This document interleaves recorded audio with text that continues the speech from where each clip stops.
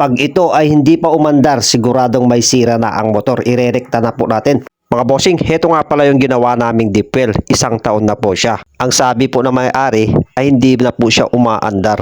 At saka wala na pong tubig itong tangke niya. At saka wala na rin pong tubig itong electric motor niya. Okay, tignan po natin kung ano yung dahilan kung bakit hindi umaandar. Una nating gawin mga boss, tignan po natin yung capacitor kung nasunog po ito. At saka tignan po natin yung mga wire sa loob kung meron pong naalis. Ito mga boss, hindi naman nasira yung capacitor.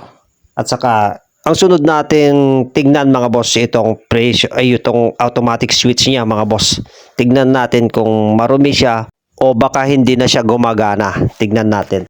So ito mga boss, okay naman itong automatic switch. Malinis naman siya. So ito po yung susunod nating gagawin mga boss, no, para makita natin kung ano talaga yung dahilan, ano talaga yung sira nito, no.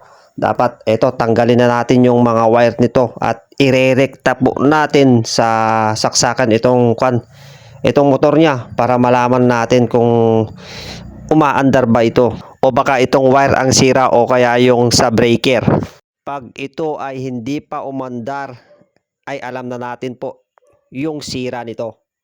Sigurado yung motor na po yung sira pag hindi pa ito umandar. Irekta na po na natin. Okay, saksak na natin. Tignan natin. O yun, wala pa rin mga boss. At sinubukan ko sa banda dito para sabi yung may-ari dito raw isasaksak. Pero wala pa rin mga boss. Ito talagang electric motor niya ang may sira. Wala namang sira yung capacitor at saka yung wire. Ano kaya? Okay, tanggalin na natin at ipakita po natin sa expert. Wala po kasi kaming tester kaya kami na lang sana gagawa, pero wala po kaming tester at ipakita na lang po namin sa yung mga nagre-rewind po ng mga dynamo. Sila po yung mga expert dito. So ito, naipakita na po nila sa kay Kapulong dito sa Apare at ang sabi niya ay meron pong wire na naputol, kaya yun po yung dahilan kung bakit hindi siya umaandar at buti na lang daw at hindi siya nasunog. So ito na mga boss, ayan, ibabalik na po natin yung mga wire at tignan nga natin kung talagang gumagana siya. At ito pa yung ginawa ko mga boss, tinignan ko kung talagang bumababa yung tubig, pero hindi pala, may tubig po itong tubo niya kaya wala pong sira yung ejector niya.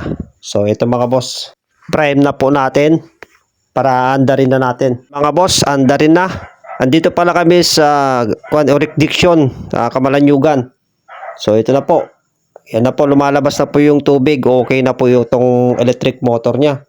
So yan, medyo malakas din konti yung tubig niya mga boss. Napakaganda po yung tubig nito. Hindi makalawang yung tubig dito mga boss.